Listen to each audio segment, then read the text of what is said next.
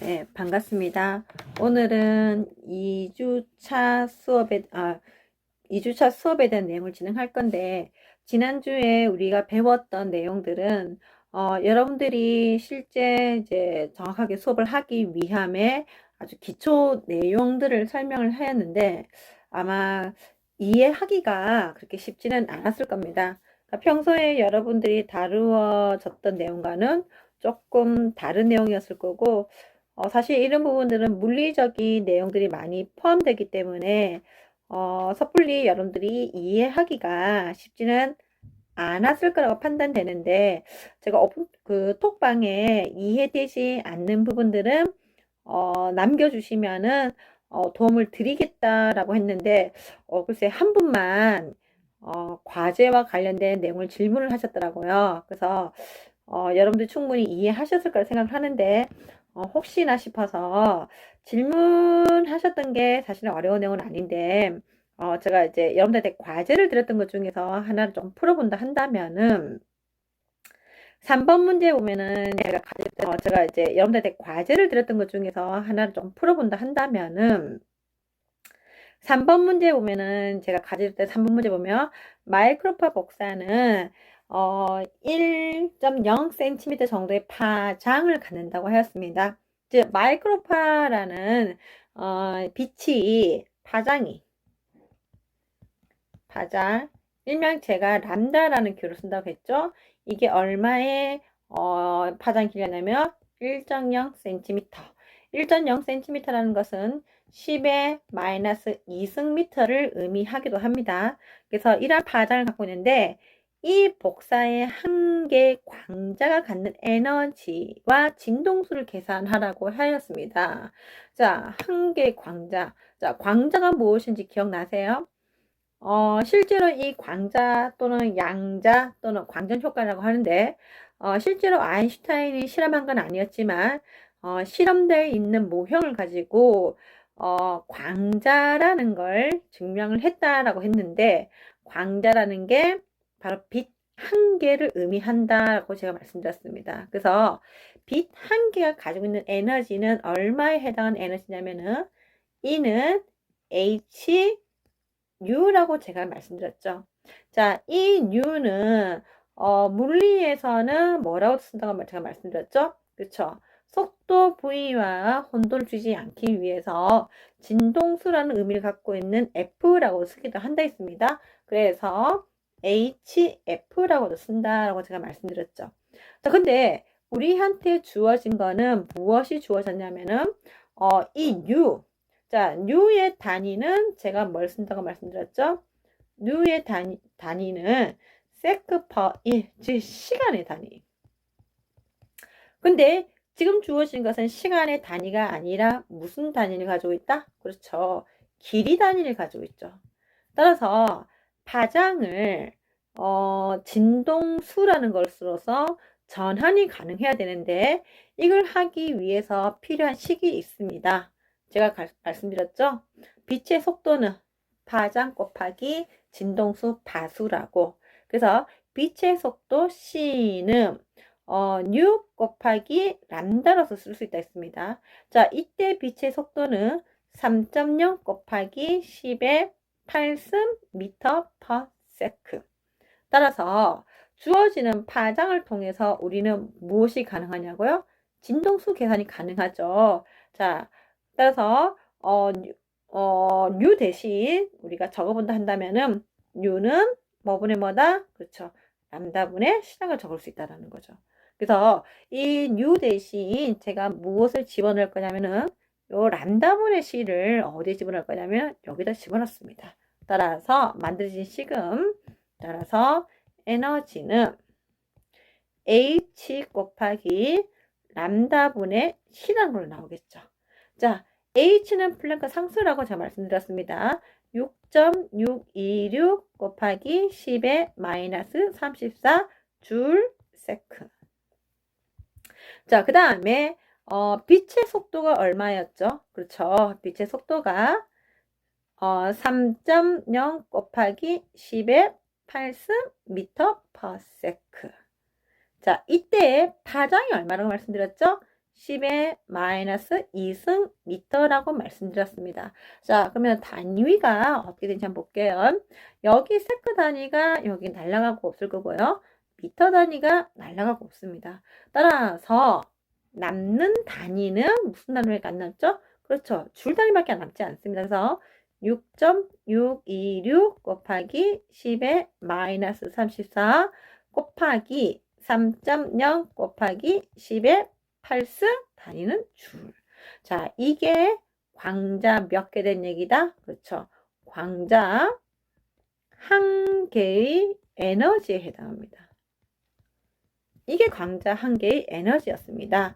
자, 그래서 광자 한 개의 에너지가 갖는 값이 얼마냐라고 해서 제가 지금 구했고, 그 다음에 그 광자 한 개가는 진동수를 계산해라. 그렇죠? 진동수는 뭐 분의 뭐죠? 람다 분의 c니까 3.0 곱하기 10의 8m/s 나누기 10의 마이너스 2m가 바로 요게 무엇을 의미한다? 그렇죠. 요게 바로 진동수를 의미할 겁니다. 그래서 요게 바로 진동수라는 거. 이게 바로 진동수라는 거죠. 그죠? 그래서 지금 진동수하고 에너지 계산했는데, 자, 이 복사에 아보가드로스만큼의 광자가 갖는 에너지. 자, 여러분들 기억나세요? 아보가드로스가 무엇인지? 그렇죠? 아보가드로스요. 일명 우리가 이 아보가드로스를 몇 몰이 가지고 있는 양이다? 그렇죠. 1몰이 가지고 있는 양이라고 얘기했습니다. 1몰의 양.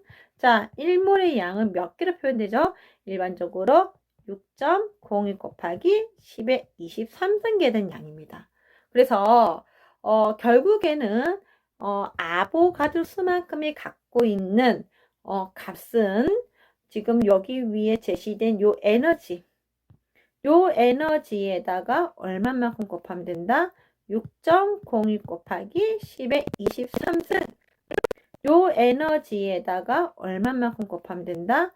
6.02 곱하기 10의 23승을 곱하게 되면은 결국에는 전체 아보가드로 수만큼에 해당하는 광자의 에너지를 계산할 수 있게 되어지는 겁니다.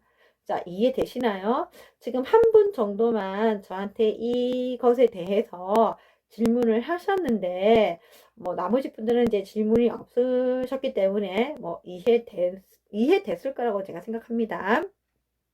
그래서 이해됐을 거라고 제가 생각하고, 오늘 할 내용은, 여러분들 책으로 본다 한다면은, 책 페이지 몇 페이지에 해당하는 얘기냐면은, 책 페이지 17페이지와 18페이지에 해당하는 내용을 진행하도록 하겠습니다.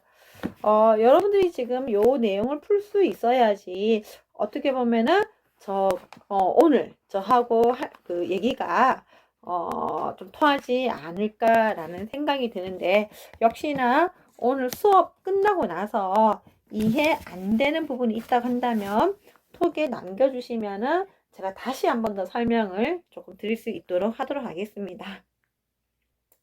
자, 오늘 얘기는 어떤 얘기냐면은 원자 구조와 관련된 얘기입니다. 원자 구조와 관련된 얘기. 그래서 원자 구조와 어떤 얘기를 가져갈 거냐면은,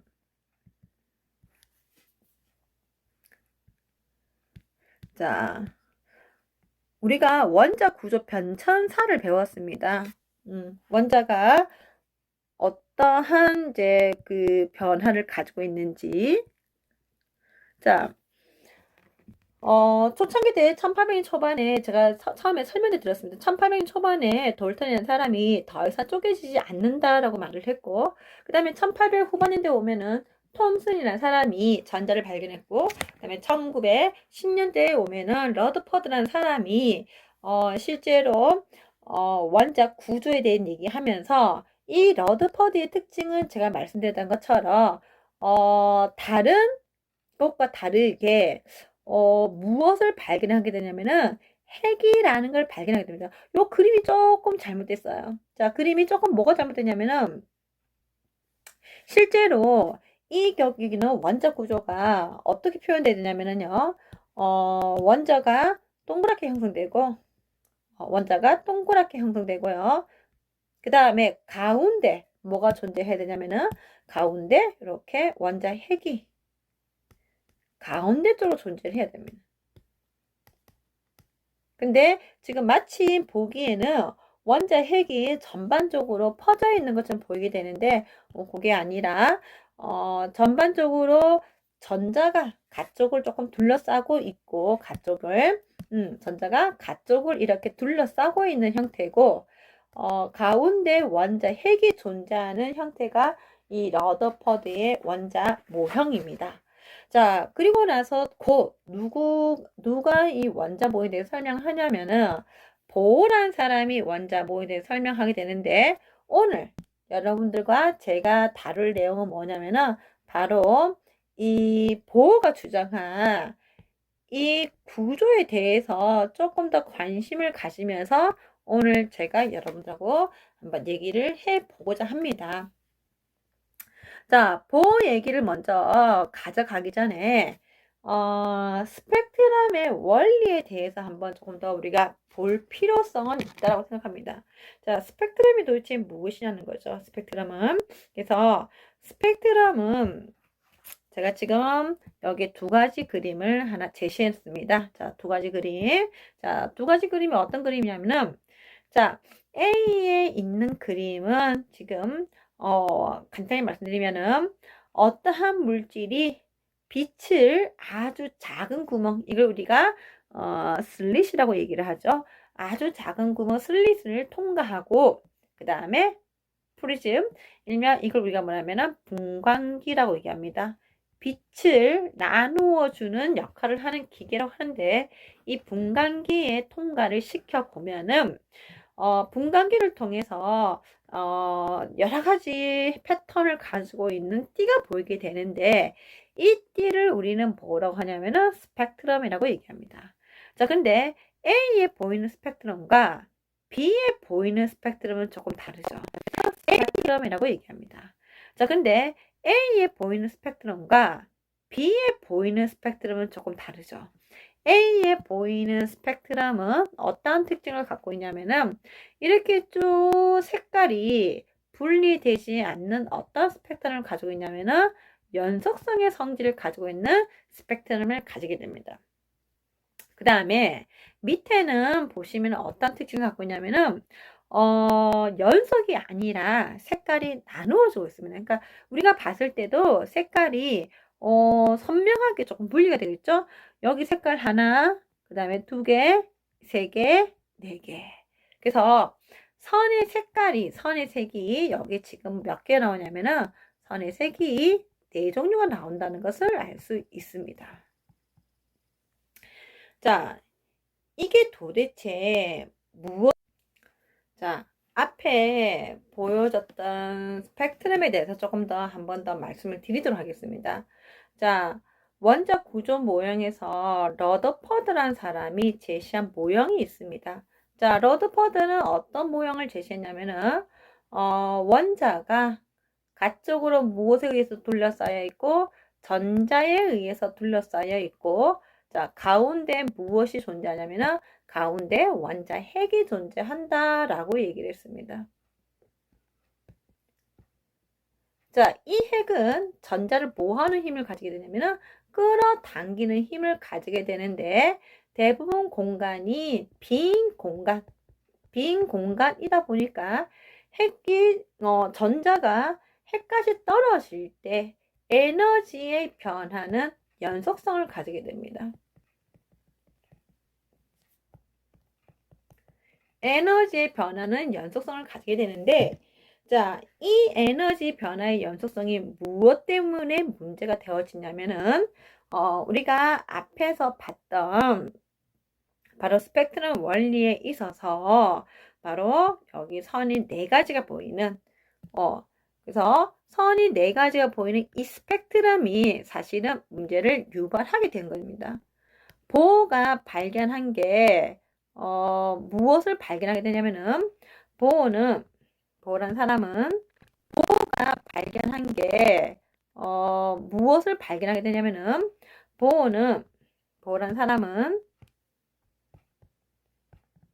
자, 수소 원자. 그러니까 사실대로 말하면 수소 원자기보다는 수소 분자입니다.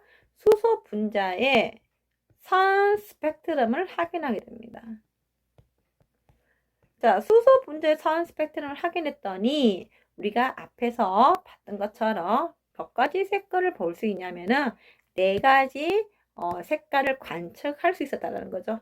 빨간색 하나, 그 다음에 초록색, 그 다음에 파란색, 그 다음에 보라색. 총 4개의 색이띠를 확인하게 됩니다. 자, 이 스펙트럼은 특징은 뭐냐면요. 연속성이 아니라 불연속성의 성질을 갖는다는 거죠. 연속성이 아니라 불연속성. 이 러더퍼드의 모형으로 설명하면은 분명히 스펙트럼은 연속성의 성질을 가져야 됩니다. 자, 그런데 문제는 뭐냐? 보호가 발견했던 스펙트럼은 연속성이 아니라 바로 무슨 성질을 가지고 있는 불연속성의 성질을 가지고 있는 스펙트럼이었다는 거죠.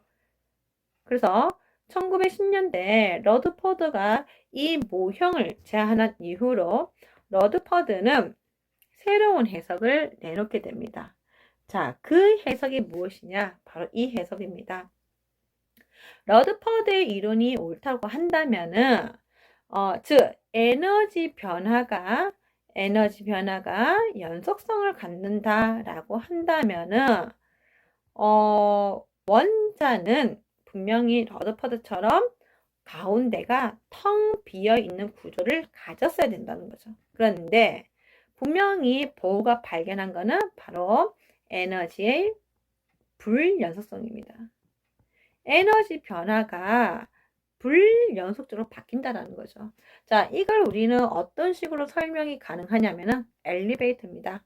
자, 내가 건물을 내려올 때 엘리베이터, 예를 들어서 엘리베이터를 이용한다라고 가정한다면은, 자, 엘리베이터가 멈추지 않는 이상 엘리베이터의 에너지 변화는 연속성의 성질을 가질 것이고, 제가 건물을 내려올 때 엘리베이터를 이용하지 않고 계단을 이용한다면, 자, 계단을 한 칸을 내려오는 거와 그 다음에 계단을 이렇게 3칸을 한꺼번에 내려오는 거는 에너지가 서로 다르다는 거죠. 자, 에너지 변화가 1, 그 다음에 2, 3, 4, 뭐 이런 식으로 바뀌었다라고 가정한다면은 1, 2, 3, 4라는 것은 분명히 우리가 봤을 때 연속적인 숫자 아닌가요? 라고 하면 아니죠. 실제로 1과 2 사이, 그 다음에 2와 3 사이, 3과 4 사이는 수많은 숫자로 이루어져 있습니다. 근데 우리는 그 숫자를 설명하지 않고 있으니까 결국에는 1과 2 사이에는 저희들 숫자를 얘기하지 않았으니까 이거는 불연속성이죠. 그래서 연속적이지 않은 숫자가 이렇게 배열되는 건 불연속성이라는데 가장 대표적인 형태가 계단 형태라는 거죠. 그래서 보호가 생각했던 거는 이겁니다. 즉 원자 구조라는 게 가운데가 즉 어떠한 계단 형태가 존재하지 않고 그냥 핵가지 전자가 그냥 쭉 감소한다고 한다면은 연속적이겠지만 그게 아니라 전자, 즉 원자 핵까지 전자가 떨어질 때, 즉 원자 핵이 전자를 끌어당길 때 이렇게 계단과 같은 하는 역할이 존재한다라고 한다면은 전자가 떨어지는 이 계단폭이 서로 다를 거라는 거죠. 계단폭이 서로 다르면은 즉 간격이 서로 다르면은 에너지는 연속적이지 않을 거라고 생각을 했더란 겁니다. 그래서 보호는 다음과 같은 구조를 제시하게 됩니다. 자, 이게 지금 보호가 주장하는 원자입니다. 보호가 주장하는 원자이고요. 지금 그림에서 보는 것처럼 가운데에 뭐가 있다? 그렇죠. 가운데에 원자 핵이 존재합니다. 가운데 원자 핵이 존재하고 이 원자 핵을 둘러싸는 뭐가 존재하냐면은 껍질. 이걸 우리는 뭐라고 부를 거냐면은 전자 껍질이라고 부를 겁니다. 자, 전자는 반드시 어디에만 존재해야 되냐면은 이 전자 껍질에서만 존재가 가능합니다. 제가 여기에 따로 적어놨지만 껍질과 껍질 사이에서는 뭐가 존재할 수 없다? 그렇죠. 전자가 존재할 수 없다는 겁니다. 그래서 껍질과 껍질 사이에서 전자가 존재하는데 이 전자는 뭐 할 수 있냐고요? 껍질과 껍질 사이를 전자는 껍질과 껍질 사이를 이동할 수 있습니다. 껍질 사이를 이동할 수 있습니다.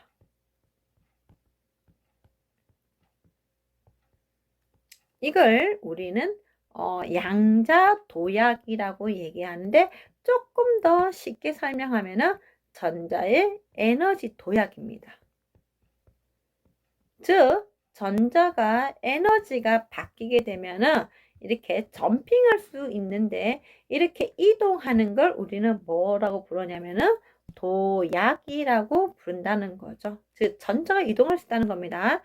자, 전자가 어떻게 이동할 수 있냐면 무슨 변화를 통해서? 그렇죠. 에너지 변화를 통해서. 자, 우리가 계단을 올라갈 때 생각하신다면은 계단을 이렇게 밑에서부터 위로 올라가면은 물리적인 개념으로 본다면은 위치 에너지, 즉 계단을 이렇게 올라가면은 에너지가 변한다라고 여러분들 아마 배우셨을 겁니다. 그래서 우리가 적어도 무슨 에너지 변화 발생한다? 그렇죠.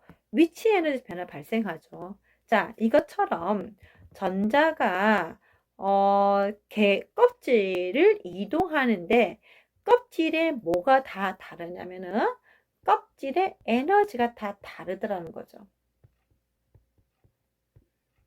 껍질의 에너지가 다 다릅니다. 그래서 전자는 이 에너지가 다른 껍질을 에너지를 흡수 또는 방출을 하면서 껍질을 이동, 즉 껍질을 뭐 할 수 있다? 껍질 사이를 이동할 수 있다라는 거죠. 즉 여기에 있는 전자가 뭐 할 수 있다? 두 번째 껍질에 이렇게 이동할 수도 있고요. 그 다음에 몇 번째 껍질도 이동이 가능하다? 이렇게. 세 번째 껍질에도 이동이 가능하다는 겁니다. 자, 이 이동이 가능한 원리가 도대체 무엇이냐는 거죠. 그래서 이동이 가능한 원리가 무엇인지 잠깐 볼게요. 자, 제가 앞 시간에 했던 게 바로 이 원리였습니다. 이 내용이었습니다. 바로 에너지죠. 빛의 에너지입니다. 빛의 에너지를 제가 여러분한테 뭐라고 설명드리냐면은 에너지는 플랑크 상수 H 곱하기 F 진동수. 이게 바로 무슨 에너지다? 바로 빛이 가지는 에너지입니다. 자, 전자가, 자, 제가 그때도 뭐라 말씀드렸냐면은, 저에너지 상태에서 무슨 상태로 가려면은, 고에너지 상태로 가려면은, 반드시 에너지를 뭐 해야 된다? 흡수해야 된다. 또는 반대로, 고에너지에서 어디로 올 때? 저에너지로 올 때는 반드시 에너지를 뭘 해야 된다? 에너지를 방출해야 된다. 자, 이때 에너지는 도대체 얼마만큼에 해당하는 에너지냐? 그렇죠? 이때 에너지는 바로 E equal HU 또는 우리가 뭐라고 하는 F라고 하는 진동수, 즉 플랭크 상수 곱하기 진동수라는 곱을 통해서 이 빛의 에너지를 구할 수 있습니다. 자, 보어는 원자 내에서 전자가 이동하는 원리를 설명하기 위해서 사실은 두 가지 기본적인 이론을 가지고 제안을 하게 됩니다. 그 첫 번째 이론이 바로 무엇이냐면은 전자가 껍질 사이를 이동하기 위해서는 에너지를 흡수 또는 뭘 한다? 방출을 한다. 자, 일반적으로 껍질은 핵으로부터 거리가 멀어질수록 껍질의 에너지는 증가합니다. 반대로 핵으로부터 거리가 가까울수록 껍질의 에너지는 낮아지게 됩니다. 그래서 제가 앞에서 얘기했던 것처럼 저에너지에서 고에너지를 가려면 에너지를 흡수, 또는 반대로 고에너지에서 저에너지로 오게 되면 에너지를 방출한다고 했는데, 지금 여기 보시는 것처럼 저에너지에 있는 전자가 고에너지를 올라가기 위해서는 뭘 해야만? 에너지를 흡수해야만 올라갈 수 있고, 또 고에너지에 있는 전자가 저에너지로 내려오게 되면은 에너지를 뭘 해야만? 방출. 그래서 보호가 제시한 원리는 뭐냐면은, 첫 번째가 전자는 에너지를 흡수 또는 무엇에 의해서? 방출에 의해서 무엇을 할 수 있다? 껍질 이동이 가능하다는 거죠. 껍질 이동이 가능하다. 이게 첫 번째 가지고 있는 내용입니다. 첫 번째 가지고 있는 내용. 그래서 요게 바로 지금 제가 적어놨던 진동수 조건이죠. 여기 보면 제가 뭐랬냐면은 진동수 조건. 전자는 오직 한 궤도에서만, 진동수 조건이죠. 여기 보면 제가 뭐랬냐면은 진동수 조건. 전자는 오직 한 궤도에서만 움직일 수 있고, 다른 궤도, 즉 도약, 이동을 하려면은 에너지를 흡수 또는 뭘 해야만? 방출해야만 이동이 가능하다라는 것은 제가 금방 했던 얘기가 됩니다. 자, 그 다음에 전자기, 즉 빛을 방출하거나 흡수하지 않을 때는 반드시 특정한 궤도 안에서만 무슨 운동한다? 원 운동을 한다. 즉 전자는 무슨 운동한다? 원 운동한다라는 것을 보호가 설명을 가져가게 됩니다. 자, 그 다음에 이제 두 번째 얘기가 뭐가 있냐면은, 두 번째 얘기는 이제 파동이라는 얘기 나옵니다. 조금 많이 낯선 얘기가 될 수 있는데요. 보호가 실제로 전자, 수소 원자에 있는 전자를 가져갈 때 전자는 파동의 성질을 가지고 있다라고 얘기를 합니다. 자, 파동은 어떤 성질을 가지고 있냐면은, 첫 번째, 보강 간섭이라는 거와 상쇄 간섭이라는 걸 가질 수 있습니다. 즉, 빛이, 자, 보강 간섭에 이런 거죠. 자, 즉, 파동이 움직이는데, 즉, 똑같은 패턴을 가지고 있는 파가 겹쳐지게 되면은, 이 파는 굉장히 뭐가 되어진다? 이 폭이 굉장히 커지게 됩니다. 이런 걸 우리가 뭐라고 하냐면은 보강. 이런 걸 보강 간섭이라고 합니다. 그래서 여기 지금 보시면은 여기 그림이 나와 있죠. 두 개의 파가 여기가 지금 플러스 방향이고 여기도 플러스 방향, 마이너스 방향, 마이너스 방향, 플러스 플러스, 마이너스 마이너스. 서로 같은 상이 뭐하고 있다? 겹쳐지게 되니까 이 마이너스 영역에 이걸 우리가 뭐라면 진폭이라고 합니다. 여기 사이를 우리가 뭐라고 한다? 진폭. 가장 낮은 것과 가장 높은 곳까지 거리를 우리가 진폭이라는데, 진폭이 크게 뭐가 된다? 커지게 되는데, 이런 간섭을 우리가 뭐라 한다? 보강 간섭이라고 합니다. 그 다음에 상쇄 간섭은 뭐냐면은, 자, 파가 있는데, 그렇죠. 파가 이렇게 움직였습니다. 자, 그런데 두 개의 파가 어떻게 되냐면은 서로 이렇게 엇갈려서 움직이는 거죠. 자, 역시나 보면은 여기도 보면 지금 적혀져 있죠. 지금 여기가 플러스인데 여기서는 뭐다? 여기가 마이너스. 마이너스인데 여기는 플러스, 플러스, 여기는 마이너스, 마이너스인데 플러스. 상이 서로 반대로 지금 겹쳐지고 있죠. 자, 이렇게 되면 어떤 특징을 갖게 되냐면은 파동은 이렇게 아주 잔잔해지게 되는 거죠. 즉, 진폭. 제가 뭐라 말씀드렸냐면은 가장 깊은 곳까지 거리, 가장 높은 까지 거리를 우리가 뭐랬냐면 진폭이란 데 있죠? 진폭의 크기가 상당히 작아집니다. 이거 여러분들 많이 경험하셨을 거예요. 여러분들이 여름에 바닷가에 가시면은 저기 멀리서 파도가 칩니다. 자, 파도가 치는데 파도가 치는 게 이렇게 한 번 이렇게 들어오는 파도, 그다음에 또 들어오는 파도 보이는데 두 개의 파도가 만나면은 나는 커다란 파도를 일으킬 거라고 생각하고 파도 타기 준비를 하시죠? 그런데 어느 순간 보면은 생각과 다르게 파도가 굉장히 약하게 치면서 어, 어, 파도가 이렇게 파도 타기가 상당히 난감할 만큼의 그 이제 바다에서 파도를 아마 느껴보신 적이 있을 겁니다. 그게 바로 상세 간섭이죠. 그죠? 그래서 상세 간섭을 일으킨다는 것은 즉 파의 방향이 서로 다른 것들이 만났을 때 이걸 우리가 뭐라 한다? 상세 간섭이라고 합니다. 자, 파동에 대한 얘기를 가지고 갑자기 이 얘기 왜 나오냐면은 그렇죠. 보어는 뭐라고 얘기를 하냐면은 전자의 움직임은 뭐와 동일하다? 그렇죠? 전자의 움직임은 파동성의 성질을 가지면서 움직인다라고 얘기합니다. 자, 지금 요 그림을 보시면은 어떤 느낌이 드냐면은 여기 지금 0점부터 시작했죠? 그런데 끝에 오면 다시 뭘로 끝나죠? 0점으로 끝나죠. 여기 0에부터 시작했는데 끝에 오면 뭘로 끝나죠? 0으로 끝나죠. 자, 이게 가장 대표적인 게 우리가 현악기.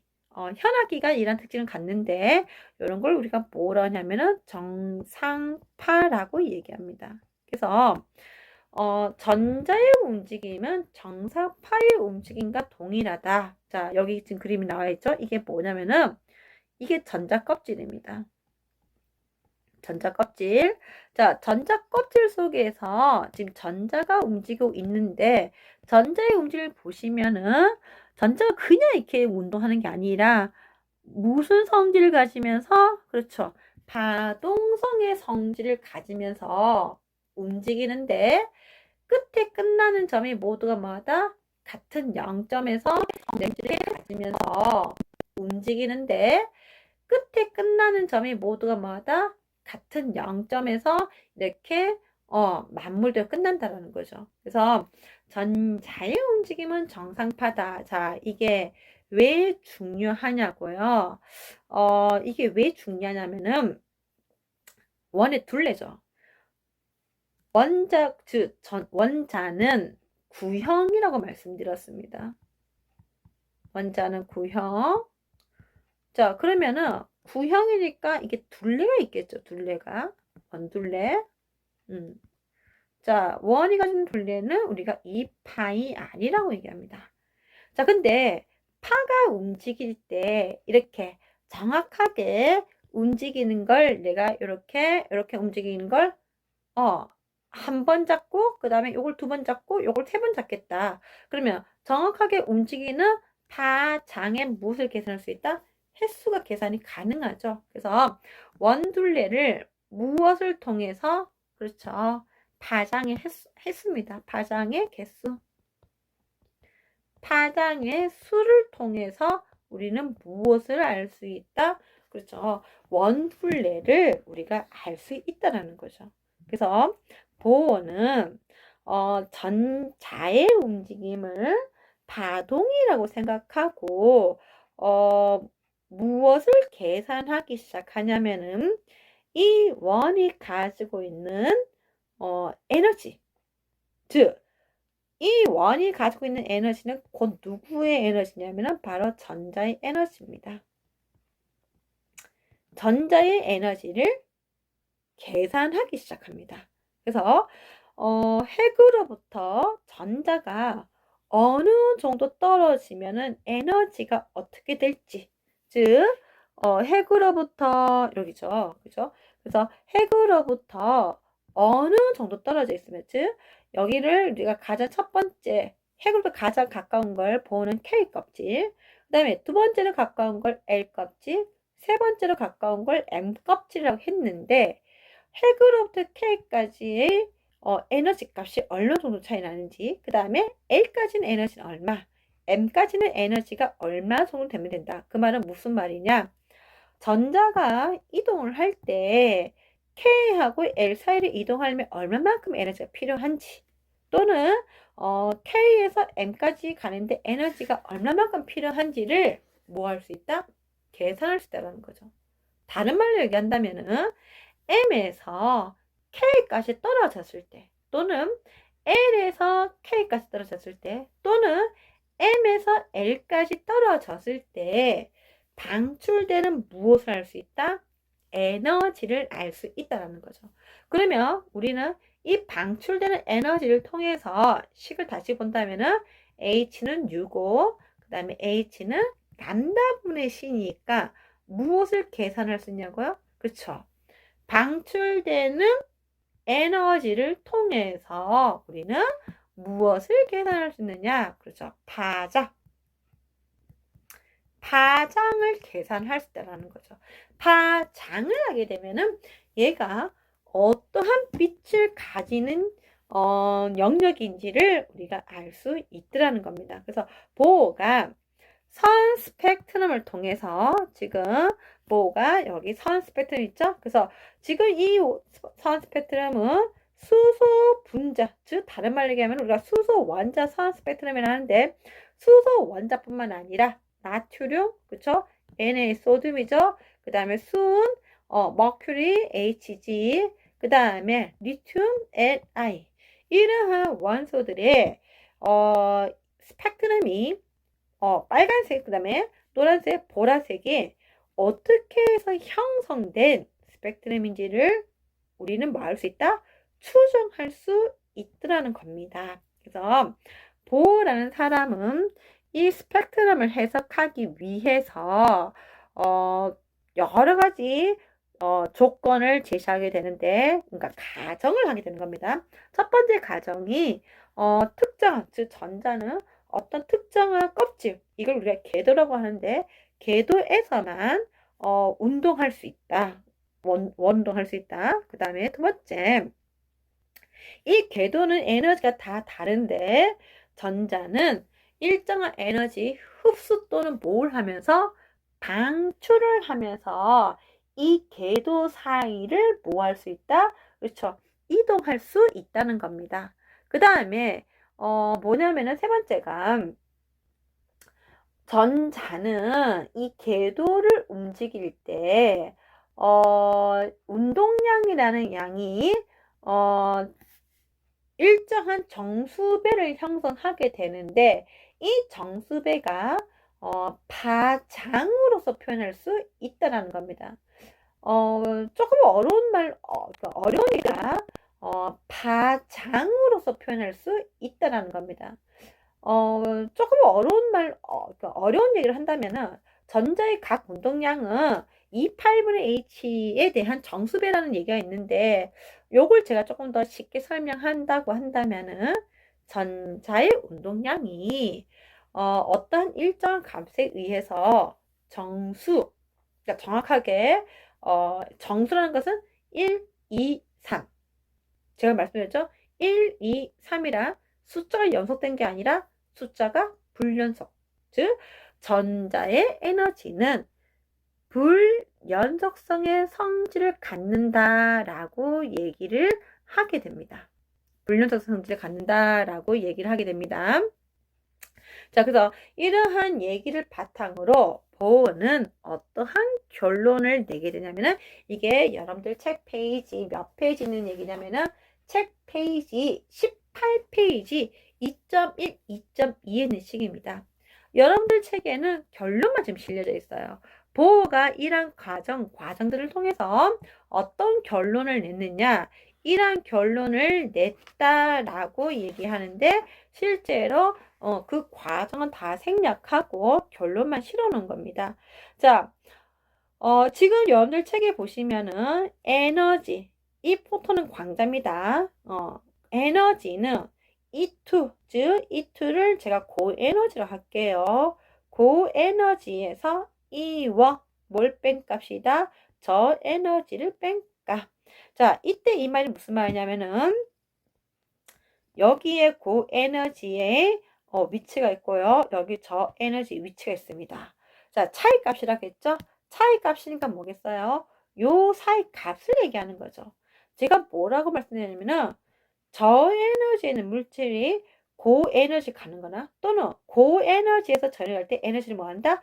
흡수 또는 방출하게 되는데 이 방출된 에너지는 제가 뭐라 말씀드리냐면은 HU로서 설명할 수 있다라고 말씀드렸습니다. 그래서 여기 보시면은 지금 무슨 식이 눈에 보이시죠? 여기 HU란 거 보이시죠? H는 플랭크 상수고 그 다음에 U는 뭐다? 진동수. 자, 보어는 어떤 결론을 얻게 되냐면요. HU는 요식요 13.6 그쵸? 요식입니다. 13.6 곱하기 N1 제곱 빼기 N1 제곱분의 1 빼기 N2 제곱분의 1인데 자, 요거는 일렉트로볼트란 단위입니다. 일렉트로볼트. 근데 요 일렉트로볼트란 단위 말고 다른 단위 보면은 아마 여러분들 일렉트로볼트는 이제 전기 전압에 대한 단위고 실제로 여러분들 조금 익숙한 단위는 아마 에너지 단위일 겁니다. 그래서 한유, E는 H뉴죠. 이거 에너지 단위예요. 그죠? 그래서 에너지 단위는 여러분들 줄 단위로 많이 알고 있을 건데 요걸 다른 이제 값으로 고치게 되면은 2.18 곱하기 10의 마이너스 18승. 자, 숫자는 똑같습니다. N1 제곱분의 1 빼기 N2 제곱분의 1. 단위는 무슨 단위다? 줄. 그래서 일렉트로볼트라는 단위를 쓰게 되면 앞에 숫자는 뭘로 떨어지고 13.6이라는 값으로 떨어지게 되고요. 내가 단위를 무슨 단위를 쓰겠다? 줄 단위. 줄 단위를 쓰게 되면 이 앞에 숫자는 뭘로 떨어진다? 2.18 곱하기 10의 마이너스 18승으로 바뀌게 됩니다. 자, 그런데 여러분들 책에는 이게 지금 결론만 나와 있어요. 결론만. 자, 그렇다면은 보호란 사람은 어떤 과정을 통해서 이 식을 만들어내느냐는 거죠. 그래서 어떤 과정이냐를 제가 다시 한번 보여드리도록 하겠습니다. 자, 제가 뭐라고 말씀드렸냐면은 보호가 여러 가지 조건을 제시했다라고 얘기했습니다. 자, 여기 보시면 양자 조건이 나와 있죠. 자, 양자 조건이라 에너지가 어떤 성질을 갖고 있다? 에너지가 불연속의 성질을 가지고 있다. 즉, 전자의 에너지는 불연속적으로 변한다는 소리와 똑같습니다. 그 다음에 이때 전자의 에너지는 진동수, 일정한 진동수에 수렴하게 돼 있다는 거죠. 그 값도 이제 정수배로서, 그러니까 정수의 값을 가지면서 이제 정수에 의해 차이값을 가지고 수렴할 건데, 그래서 요거는 제가 앞에서 충분히 말씀드렸던 내용이었습니다. 자, 식을 조금 변형화 시켜 보겠습니다. 혹시 제가 같이 드렸던 식이 기억나시나요? 물질파에 대한 식요. 드보이라는 사람이 물질파에 대한 식을 제시했는데 람다는 mv분의 h 람다는 mv분의 h다. 자, 그런데 이게 양자화 되려면은 즉 불연소성의 성질을 가려면은 그냥 h가 아니고요. 람다는 mv분의 nh 라는 식으로 수렴하게 됩니다. 수렴하게 됩니다. mv분의 nh 라는 식으로 수렴하게 됩니다. 수렴하게 됩니다. 자, 근데 아까 제가 뭐라고 말씀드렸냐면은 즉 원자 구조는 무슨 모양을 가지고 있다? 그렇죠. 원형 모양을 가지고 있댔죠. 자, 원형 모양, 그러니까 원둘레는 뭐다? 2πr입니다. 자, 그런데 지금 요 2πr을 전자가 파동의 성의 성질을 가지고 움직인다 했죠? 자, 파가 한 번, 두 번, 세 번, 네 번, 다섯 번. 다섯 번 반복하고 있죠? 한 번 움직일 때 파를 우리가 뭐라고 하자? 람다라고 하자. 그러면은 몇 개의 람다? 그렇죠. 5개의 람다가 존재하죠? 그러니까 n 람다. n 람다가 이렇게 되어집니다. 한 파장이란 제가 그때도 말씀드렸죠? 마루부터 어디까지 거리? 마루까지의 거리. 요게 총 몇 번 반복되죠? 5번 반복되고 있죠? 그래서 5번의 람다가 움직이는데 이게 어디 안에서? 2파이 r 원둘레에서 움직인다는 거죠. 그래서 이 파이 r은 뭐라고 할 수 있다? n 람다라고 할 수 있겠죠. 그러면은 조금 식을 우리가 변형화 시켜 본다 한다면은 람다는 뭐가 되는 거죠? 람다는 n분의 2파이 r. 그렇죠. 그래서 여기 람다 대신 뭘 집어넣을 수 있어요? 그렇죠?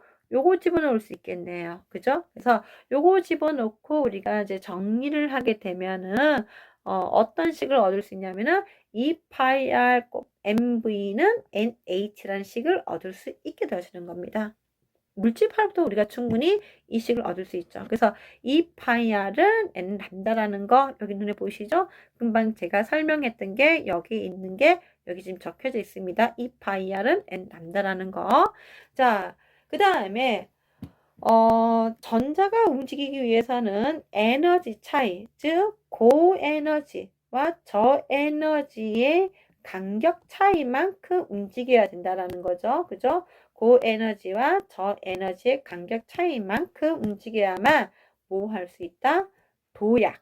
즉 도약이란 말은 무슨 말이다? 그렇죠? 전자가 이렇게 이동이 가능하다. 자, 이때 에너지가 바로 요걸 얘기하는 거죠. 그죠? 차이값이 요 차이값이 바로 E를 얘기하는 거고 E는 HU다라는 식을 이제 보호가 가정을 하게 됩니다. 자, 이렇게 가정된 식을 우리가 본다 한다면, 자, 이 밑에 있는 식은, 여기 위에 있는 식이죠. 요 위에 있는 식을 제가 한 번 더 정리한 것 밖에 없습니다. 지금. 한 번 더 정리한 것 밖에 없습니다. 요 식을요.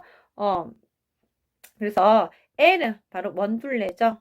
2파이 r만큼의 원둘레를 가지게 되고, 그 다음에 요 뭡니까? NH는 바로 요 N람다, 즉 여기 식으로부터 나오게 되는 거죠. 그래서 식을 재정리한 것밖에 없기 때문에 여러분들 조금 자세히 보시면은 조금 알 수 있을 것입니다.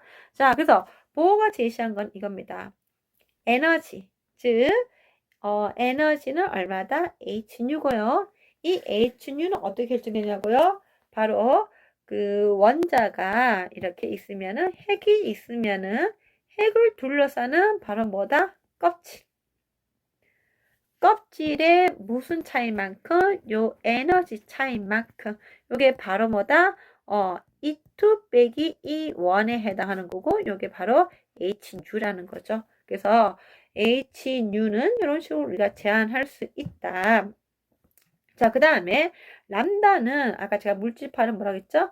mv분의 nh라고 말씀드렸습니다. 그죠? 그래서 요걸 조금 정리하면은 2파이 mv는 nh의 식이 만들어지죠. 그죠? 그래서 요거는 여러분들이 충분히 알 수 있을 거라 생각됩니다. 그 다음에 두 번째 보호가 했던 건 뭐냐면은 전자는 무슨 운동하고 있다? 그렇죠? 전자는 원운동한다 했습니다. 이 껍질에서 에너지 변화가 없다 한다면은 이 전자는 무슨 운동한다? 원운동한다. 자, 원운동하기 위해서는 핵이 전자를 끌어당긴 힘이 뭐야 된다? 일정해야 됩니다. 핵이 전자 끌어당긴 힘. 그래서 핵은 전기적 무슨 성질? 플러스 성질. 전자는 전기적으로 마이너스 성질. 그러면은 플러스와 마이너스 사이에서는 무슨 힘이 작용한다? 그렇죠. 정기적 인력 힘이 작용하겠죠. 정전기적 인력 힘이 작용합니다. 이 정전기적 인력의 힘을 우리가 쿨롱의 힘이라고 얘기하는데 쿨롱의 힘. 그래서 이게 바로 쿨롱의 힘입니다. 4파이 입실론 제로 R 제곱분의 Z E 제곱과 자 파이는 아시죠? 3.14라는 거. 그 다음에 지금 입실론 제로라는 것은 입실론 제로는 우리가 유전율이라고 얘기합니다. 유전율. 자, 유전율은 제시되어 있습니다. 보통 일반적으로. 자, 유전율 값은 보통 얼마로 제시되어 있냐면은 전자일 경우 1.113 곱하기 10의 마이너스 10승 전자일 경우 1.113 곱하기 10의 마이너스 10승 쿨롱 제곱 퍼 뉴턴 곱하기 미터 제곱으로 제시되어 있습니다. 요거 상수값입니다. 자, 그 다음에 여기 또 보시면은 R은 뭐죠? 그렇죠. R은 핵과 전자 사이의 거리. 핵과 전자 사이의 거리를 우리가 뭐라고 한다? R이라고 하고요. 자, 그 다음에 Z값은 핵 전하값입니다. 자, 핵 전하값은 무엇에 의존하고냐면은 양성자 양에 의존합니다. 즉, 양성자의 개수란 뜻입니다. 그 다음에 E는 바로 전자의 전하량. 자, 일반적으로 전자의 전하량은 정해져 있죠? 얼마로 정해져 있냐고요? 1.6 곱하기 10의 마이너스 19성 쿨롱으로 정해져 있습니다. 보통 일반적으로. 그래서 어떻게 보면은 지금 여기 있는 숫자 4파이 이슈는 제로 값은 무슨 처리 될 수 있는 거죠? 상수 처리죠. 이 제곱도 무슨 처리다? 상수 처리가 될 수 있는 값입니다. 자, 그 다음에 RMV 제곱은 여기 적혀져 있죠? 무슨 힘이라고? 구심력. 자, 구심력은 중심으로 작용하는 힘이죠. 그렇죠? 원자 핵이 전자를 잡아당기는 거니까 구심력이 작용하죠. 그래서 이 구심력은 결국에 뭐다? 원자 핵과 전자의 무슨 힘이다? 정전기적 힘이죠. 그래서 정전기적 힘은 4파이 이슈는 제로 R 제곱분의 Z 이 제곱이고 구심력은 R분의 mv 제곱. 자, m은 무엇이냐? 자, m은 전자의 질량입니다. 그 다음에 v 제곱은 전자의 속도입니다. 그래서 전자의 질량 곱하기 속도 제곱을 뭘로 나눈다? 원자핵과 전자 사이 거리로 나누게 된다라는 거죠. 이게 바로 구심력입니다. 두 힘이 서로 마다 같게 되면은 같다는 겁니다. 그죠? 이게 원운동의 가장 근본적인 힘이죠. 자, 그래서 여기 보시면 2번 식을 3번 식으로 뭡니까? 2번 식으로 3번 식을 뭐 한다? 나눈다 했죠? 그쵸? 3의 식을 여기 이꼴되어 있는 식을 2번 식으로 나눈다는 뜻입니다. 자, 나누면은 식을 정리하면은 요 식이 얻어집니다. 자, 이게 조금 이해가 안 되시면은 여러분들 어떻게 더 하실 수 있냐면은 지금 우리가 사실은 모르는 값은 어떤 값을 모르냐면은 R 원자핵과 전자 사이 거리 모릅니다. 그 다음에 V 전자의 속도도 모릅니다. 미지수가 두 개 있으니까 미지수 한 개는 없애줘야 되겠죠. 그래서 요 위에 있는 2번 식을 V에 대해서 풉니다. V에 대해서 풀어서 즉 V 이꼴로 표현하고요. V 이꼴로 표현된 걸 어디식에 집어넣는다? 요 3번 식에 집어넣고 풀어버리면은 우리는 무엇을 계산할 수 있냐면은 그렇죠. R과 V를 계산할 수 있습니다. 즉 V는 누구의 속도라고요? 전자 속도. 그 다음에 R은요. 핵과 전자 사이의 무엇을 의미한다? 거리를 의미합니다. 그래서 전자가 가지는 속도와 그 다음에 핵과 전자 사이에 무엇을 계산할 수 있다? 그렇죠. 거리를 계산할 수 있습니다. 자, 그러면은 여기서 문제가 하나 나갈 수 있겠죠. 제가 어떤 문제를 하냐면은 자, 수소 원자에 있어서 수소 원자입니다. 자, 수소 원자니까 양성자 몇 개? 한 개죠. 그럼 Z값이 얼마다? 그렇죠. Z값이 1입니다. 자, 수소 원자니까 전자도 몇 개다? 한 개죠. 그죠? 그래서 수소 원자일 경우 원자 핵과 전자 사이의 거리, 즉 원자 핵과 전자 사이의 거리는 얼마입니까? 라고 물어봅니다. 이 거리가 바로 무엇에 해당하냐고요? 그렇죠?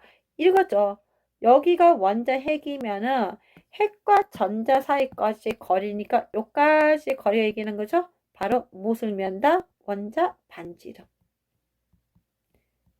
이 얼마냐 있냐고 질문한 거와 똑같습니다. 자, 요거는 여러분들이 직접 한번 구해 보셨으면 좋겠습니다. 제가 나중에 뭐 중간고사에 실제로 수소 원자일 경우 원자의 반지름은 얼마입니까? 라고 문제를 낼 수 있겠죠. 그죠? 이미 제가 식은 다 가르쳐 드렸기 때문에 여러분들이 직접적으로 뭐 할 수 있다? 계산을 하실 수 있을 겁니다.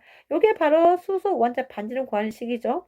즉 수소 원자의 반지름 구하는 식 Z 값은 얼마라고요? 1이라고 제가 말씀드렸죠? 이 값 얼마라고요? 1.6 곱하기 10의 마이너스 19승. 그 다음에 전자 질량은 보통 9.1 곱하기 10의 마이너스 31kg으로 알려져 있습니다. 그 다음에 이 실현 재료가 제가 줄였죠. 그 다음에 N제곱, 자, 수소 원자는 전자가 하나밖에 없기 때문에 N이 얼마 값을 형성하냐고요? N이 1값을 형성합니다. 그러면은 N 대신 뭘 집어넣는다? 1. 자, H제곱은 플랑크 상수니까 놓고 계산을 하면은 아마 여러분들이 수소 원자의 반지름을 말할 수 있다.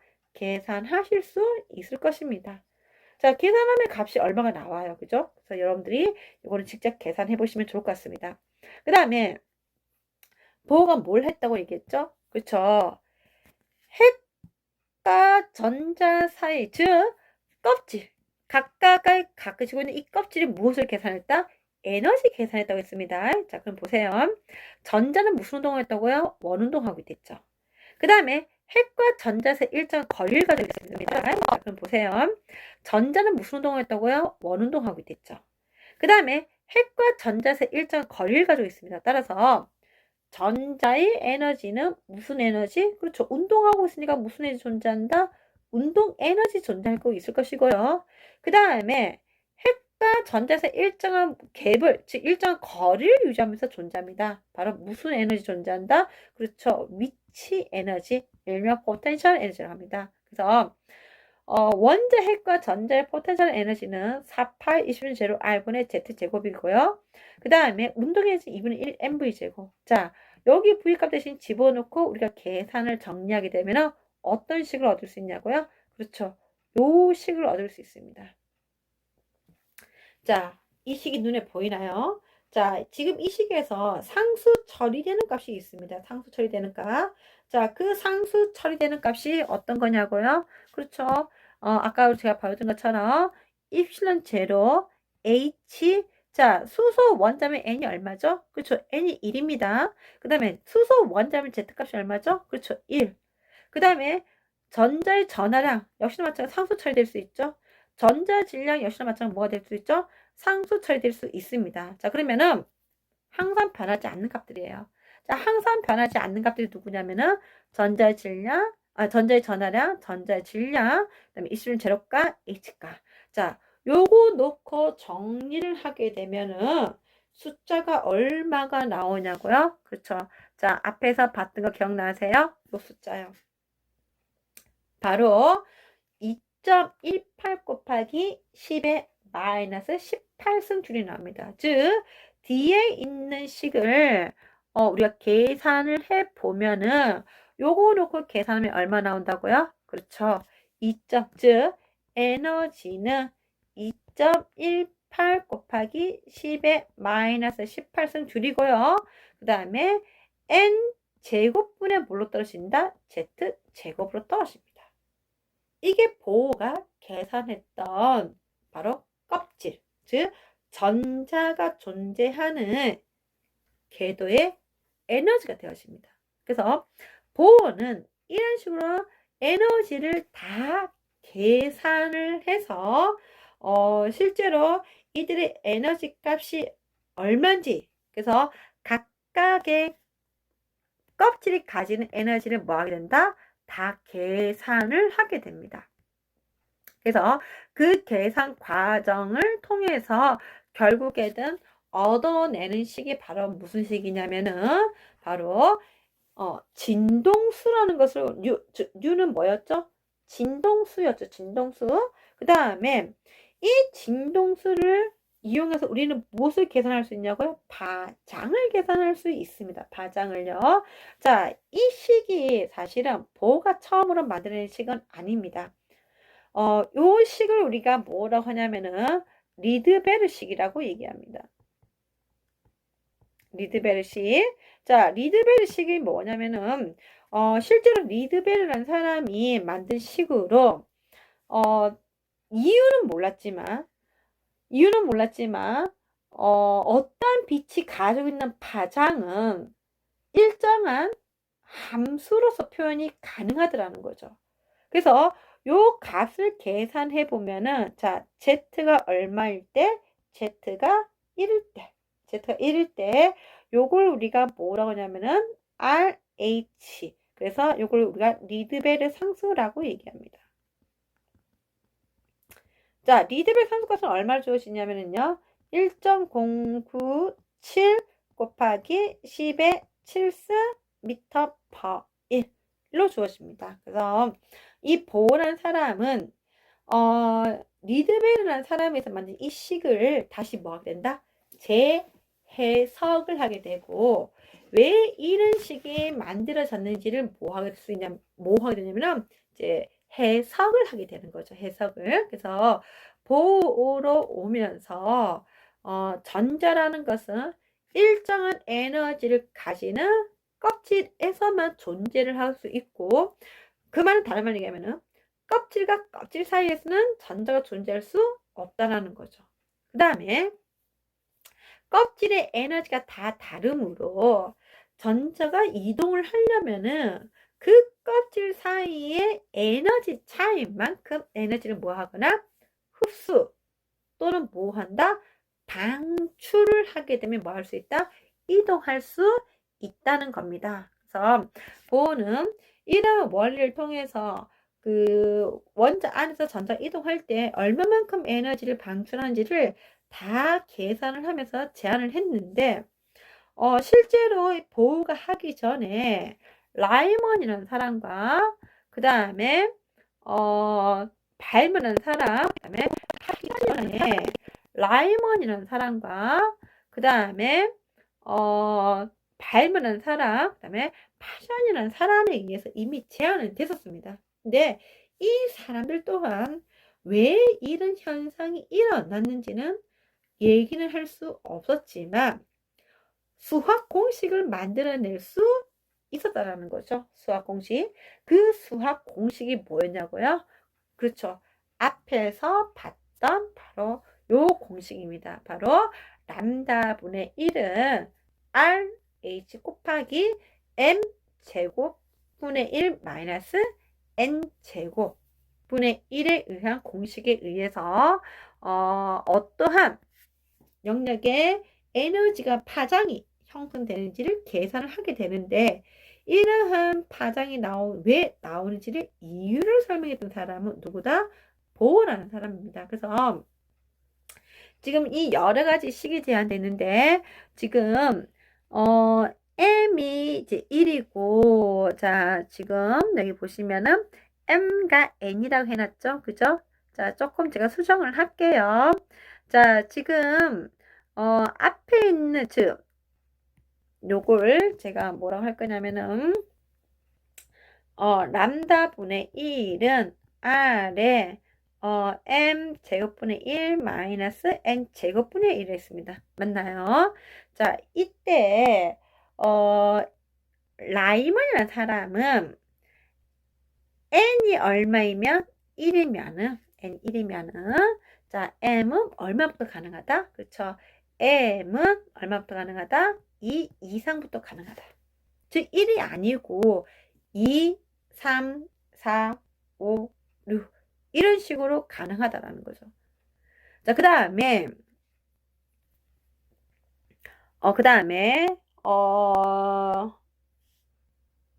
요게 조금 반대가 됐네요. 요게 반대가 됐는데 지금 m이 1이고요.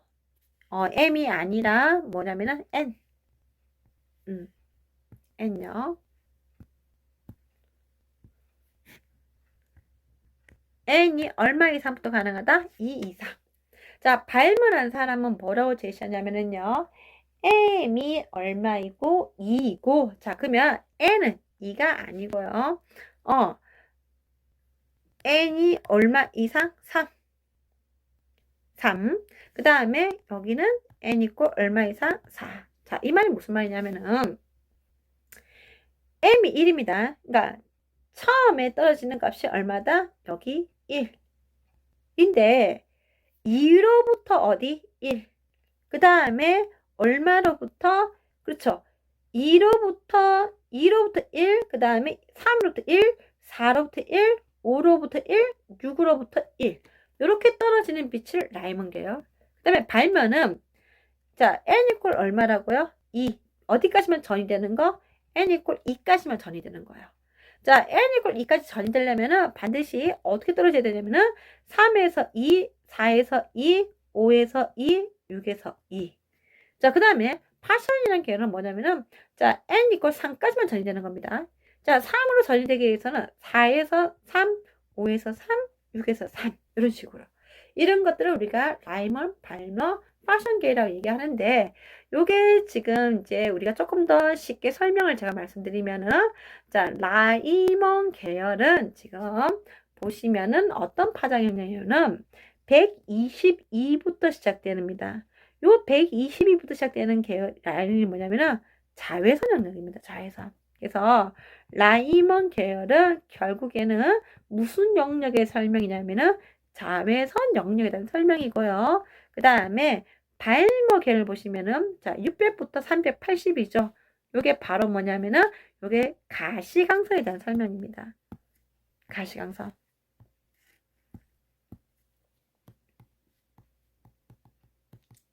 가시광선.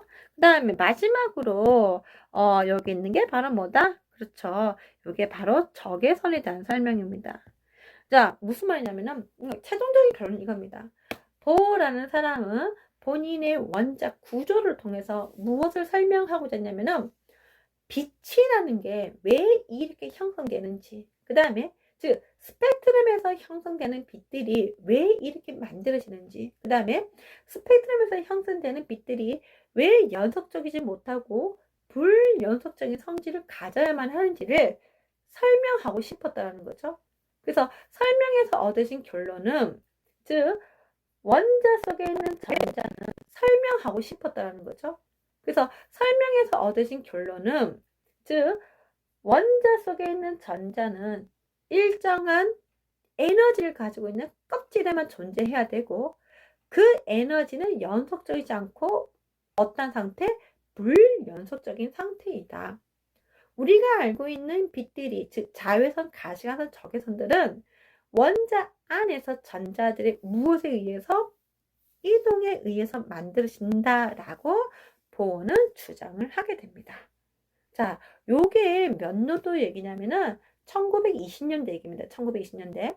자, 그런데 보어가 주장한 이 해에는 굉장히 물리적인 현상이든 화학적인 현상이든 굉장히 혼란을 겪었던 시대고요.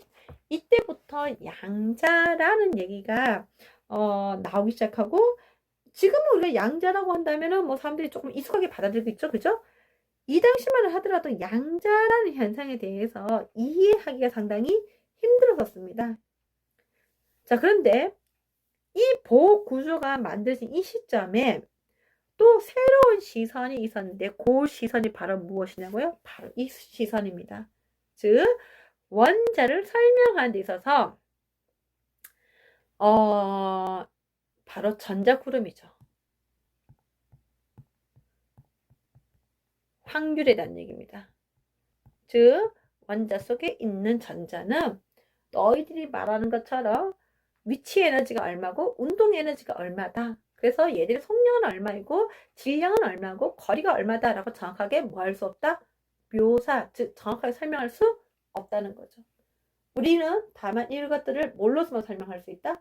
확률적인 현상으로만 설명이 가능하다라고 제안을 하게 되는데 그게 바로 무슨 이론이냐고요? 그렇죠. 여기에 보이는 오비탈인 게 보입니다. 자, 다음 시간에 제가 설명할 게 바로 이 오비탈 이론입니다. 오늘 제가 설명했던 게 굉장히 난이도가 조금 높았던 내용들인데 혹시 이해가 안 되시면은 톡에 올려주시고 조금 장황한 얘기를 한 시간 넘게 걸렸죠, 그죠?